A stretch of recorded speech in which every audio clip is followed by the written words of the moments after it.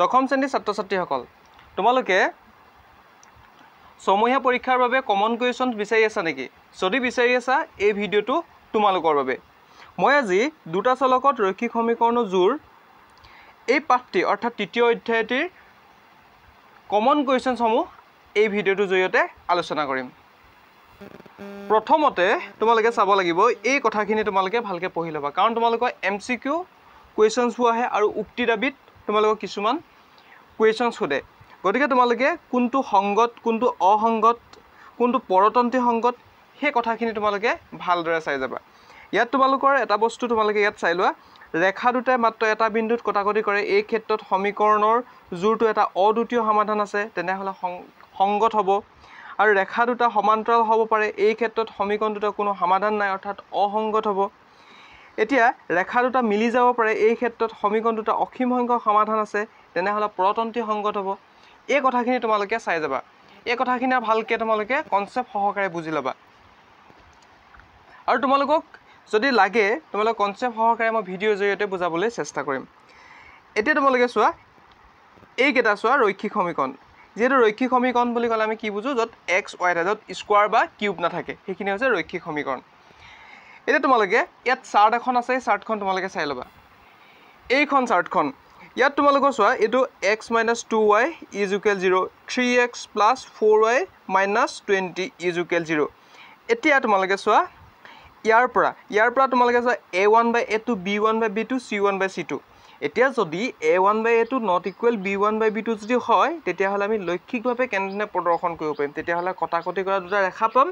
আৰু বীজীয়ভাৱে আমি যদি বিশ্লেষণ কৰোঁ তেতিয়াহ'লে ইয়াৰ এটা অদ্বিতীয় সমাধান বা ইয়াত সঠিককৈ এটা সমাধান উলিয়াব পাৰিম এতিয়া তোমালোকে চোৱা যদি আমি 2x + 3y - 9 আৰু 4x + 6y - 18 এই সমীকৰণবোৰ যদি আমি লওঁ তেতিয়াহ'লে ইয়াৰ পৰা আমি কি পাম এই অনুপাতবোৰ যদি আমি ৰিজাই চাওঁ তেতিয়া পাম কি a1/a2 = b1/b2 = c1/c2 যদি এনেকুৱা কণ্ডিশ্যনত থাকে তেতিয়াহ'লে আমি লৈখিকভাৱে আমি ৰেখা দুডাল মিলি যোৱা পাম আৰু ইয়াৰ সমাধান অসীম সংখ্যক থাকিব যদি a1/a2 = b1/b2 ≠ c1/c2 হয় তেনেহ'লে ইয়াৰ লৈখিক প্ৰদৰ্শনটো হ'ব সমান্তৰাল দুটা ৰেখা থাকিব আৰু ইয়াৰ সমাধান নাথাকে গতিকে তোমালোকে এই চাৰ্টখন ভালকৈ চাবা আৰু তোমালোকক মই ধুনীয়াকৈ বুজাবলৈ চেষ্টা কৰিছোঁ চাই লোৱা এতিয়া চোৱা মই এযোৰ সমীকৰণ লৈ লৈছোঁ এই সমীকৰণটো চোৱা এতিয়া ইয়াত xৰ আগত একো নাথাকিলে আমি 1 এটা আছে বুলি ইয়াত ধৰি ল'ব লাগিব এতিয়া a1/1 b1টো হ'ব -2 c1 হ'ব একো নাই 0 হ'ব এতিয়া আমি a2 চাম a2 3 হ'ব b2 + 4 হ'ব c2 -20 হ'ব এতিয়া চোৱা ইয়াৰ পৰা আমি কি পাওঁ এতিয়া a1/a2 b1/b2 c1/c2 কৰি চাম এতিয়া a1/a2 কৰিলে 1/3 হ'ব = -2/4 = 0/-20 এতিয়া এইটো 1/3 এইটো আমি কি হ'ল 2 × 2 2 × 2 = 4 পাব পাৰোঁ এইকেইটা সমান হয়নে নহয় এই অনুপাতকেইটা সমান নহয় যদিহে সমান্তৰাল নহয় তেনেহ'লে আমি কৰিব পাৰোঁ কি a1/a2 ≠ b1/b2 ≠ c1/c2 এনেধৰণে যদি পাওঁ তেতিয়াহ'লে আমি কি পাম ইয়াত এটা অদ্বিতীয় সমাধান পাম আৰু এই সমীকৰণযোৰ কি হ'ব সংগত হ'ব নিশ্চয় বুজিছা যদি আমাৰ আৰু এটা কথা যদি আমাৰ সমীকৰণযোৰ এনেকৈ থাকে a1/a2 = b1/b2 = c1/c2 যদি হয় বা এই অনুপাতকেইটা যদি গোটেইকেইটা মিলি যায় তেতিয়াহ'লে আমি কি পাম এই সমীকৰণযোৰ কি হ'ব অসীম সংখ্যক সমাধান থাকিব বুজি পালা তোমালোকে নিশ্চয় ইয়াৰ পাছত যদি ইয়াত যদি কাটা থাকে যদি b1/b2 ≠ c1/c2 হয় বাকি a1/a2 = b1/b2 যদি হয় তেতিয়াহ'লে এই সমীকৰণযোৰ কি হ'ব অসংগত হ'ব বা এই সমীকৰণযোৰ কোনো সমাধান নাথাকে তোমালোকে এনেকৈ নিজে উলিয়াই চাবা কোনযোৰ সমীকৰণ সমাধান আছে কোনটো নাই ইয়াৰ পৰা তোমালোকৰ MCQ কুৱেশ্যনছ বা তোমালোকৰ উক্তি দাবিত কুৱেশ্যনছ অহাৰ সম্ভাৱনা বহুত বেছি আছে এইবাৰ সমহীয়া পৰীক্ষাত এইটো চাই লোৱা দেখিছানে তোমালোকে পৰস্পৰ কটাকটি কৰে মিলি যায় সমান্তৰাল এইকেইটা তোমালোকে চাই থবা এতিয়া তোমালোকে অনুশীলনী 3.2 চাবা 2 নম্বৰটো চাবা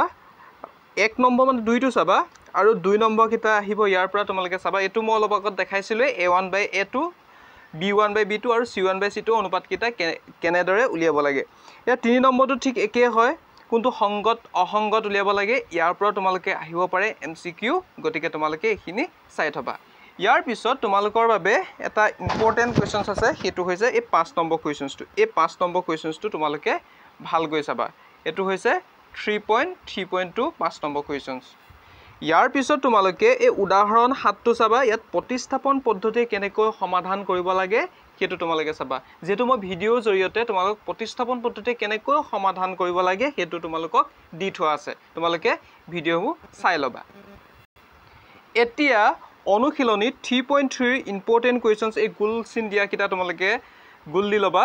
এটো 1 নম্বৰ 2 নম্বৰ আৰু 6 নম্বৰ এই কিটা তোমালোকে ভালদৰে চাবা ইয়াৰ পৰে তোমালোকৰ সমহীয়া পৰীক্ষাত আহিব পাৰে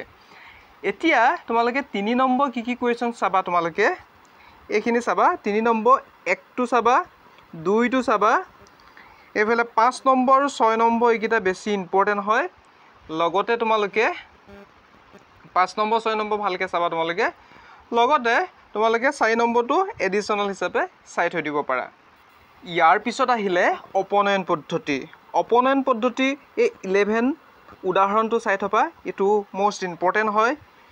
এটো সমহীয়া পৰীক্ষাত আহি যাব পাৰে ডাইৰেক্টলি গতিকে তোমালোকে চাই থবা আৰু যদি কিবা বুজি পোৱা নাই অপনয়ন পদ্ধতি তোমালোকে মই এটা ভিডিও বনাই থৈছো অপনয়ন পদ্ধতি হেতু চালে তোমালোকে অতি সহজতে বুজিব পাৰিবা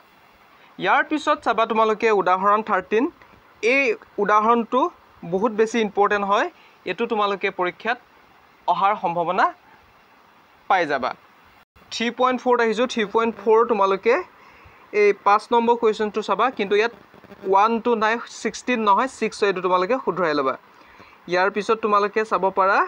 1 নম্বৰটো চাব পাৰা আৰু তোমালোকে 4 নম্বৰটো চাব পাৰা এইকিটা হৈছে ইম্পৰ্টেন্ট হয় এটা 2 নম্বৰ 1টো চাবা 2টো চাবা 3টো চাবা এইকিটা ইম্পৰ্টেন্ট হয় আৰু 5টো চাবা এইকিটা তোমালোকে চাই গলে হৈ যাব ইয়াৰ পিছত তোমালোকে চাব লাগিব এইকিটা আগতেও পাইছিলা তোমালোকে অদ্বিতীয় সমাধান আৰু অসীমংখ্য সমাধান আৰু সমাধান নাথাকি এইকিটা তোমালোকে ভালকে চাবা ইয়াৰ পৰা তোমালোকৰ MCQ আহিবই ইয়াৰ পিছত আহিলে বজ্ৰগুণন পদ্ধতি এই বজ্ৰগুণন পদ্ধতি তোমালোকে এই নিয়মটো চাই লবা একেবাৰে সহজ হয় তোমালোকে এটো দেখিছানে তোমালোকে এটো B1 B2 C1 C2 A1 A2 B1 B2 মানে সব B1 B2 পৰা আৰম্ভ কৰি B1 B2 তোমালোকে হেক কৰি দিবা তাৰ পিছত তোমালোকে ক্ৰস কোৱালিফিকেশন কৰিলে এই সূত্ৰটো পাই যাবা এটো তোমালোকে অতি সহজতে মনত ৰাখিব পাৰিবা ইয়াৰ পিছত তোমালোকে চাবা উদাহৰণ 14 টো যদি তোমালোকে কিবা বুজি নোপোৱা উদাহৰণ কেইটা তোমালোকে কমেন্ট কৰি দিবা মই তোমালোকক ইয়াৰ ভিডিও প্ৰস্তুত কৰি দি যাম উদাহৰণ 15 আৰু উদাহৰণ 16 এইকিটাও বহুত ইম্পৰ্টেন্ট কোৱেশ্যনছ হয় ইয়াৰ পাছত আহিলে অনুশীলনী 3.5 এটা 3.5 ৰ 4 নম্বৰ চাব পাৰা তোমালোকে 7 নম্বৰ চাব পাৰা এইকিটা চাই যাবা আৰু 2 নম্বৰ কিটা তোমালোকে চাই যাবা মই তোমালোকক ভিডিও জৰিয়তে মই বুজাবলৈ চেষ্টা কৰিম তোমালোকে ভিডিও কিটা চাই লবা কিন্তু এটা 2 নম্বৰ 1 2 3 এইকিটা হৈছে বহুত ইম্পৰ্টেন্ট কোৱেশ্যনছ ইয়াৰ পৰা আহিবই তোমালোকৰ সমহীয়া পৰীক্ষাত বা তোমালোকৰ মেট্ৰিক পৰীক্ষাত এইকিটা বহুত ইম্পৰ্টেন্ট কোৱেশ্যন লগতে তোমালোকে 4 5 চাই থৈ দিবা তা প্ৰতিস্থাপন আৰু অবকিয়ল বজ্ৰগুণন পদ্ধতি এইকিটাটো তোমালোকে চাই থৈছে আগতে গতিকে তোমালোকে ইমান গুৰুত্ব নিদিলেও হ'ব কিটা কিন্তু তোমালোকে এই 4 নম্বৰ 2টো তোমালোকে বেছি ভালকে চাবা ইয়াৰ উপৰিও তোমালোকে 4 নম্বৰ 4 আৰু 4 নম্বৰ 5টো এইকিটা হৈছে বহুত বেছি ইম্পৰ্টেন্ট এটো হৈছে তোমালোকৰ 2025 ত এটো আহি গৈছিলে মেট্ৰিক পৰীক্ষাত গতিকে তোমালোকে সমহীয়া পৰীক্ষাৰ কাৰণে চাই যাব পাৰা এটো এই কোৱেশ্যনছটো আৰু লগতে 4 নম্বৰটো চাই যাব পাৰা ইয়াৰ পিছত সমহীয়া পৰীক্ষাৰ বাবে তোমালোকে চাব পাৰা 3.6 ৰ 1 নম্বৰ 1 চাব পাৰা তোমালোকে 4 নম্বৰটো চাব পাৰা 5 নম্বৰটো চাবা 7 নম্বৰ আৰু 8 নম্বৰ এইকেইটা তোমালোকে ভালকৈ চাই যাবা এই চেপ্টাৰটোৰ ইমানখিনি যদি তোমালোকে কমপ্লিট কৰি যোৱা নিশ্চয় তোমালোকৰ সমূহীয়া পৰীক্ষাত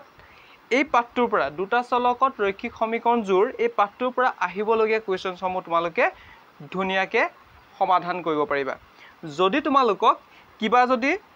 নুবুজা কুৱেশ্যনছ বা নজনা কুৱেশ্যনছ থাকে তোমালোকে কমেণ্ট কৰি মাথো কমেণ্ট বক্সত জনাই দিবা মই তাৰ সমাধান দিবলৈ তোমালোকক চেষ্টা কৰিম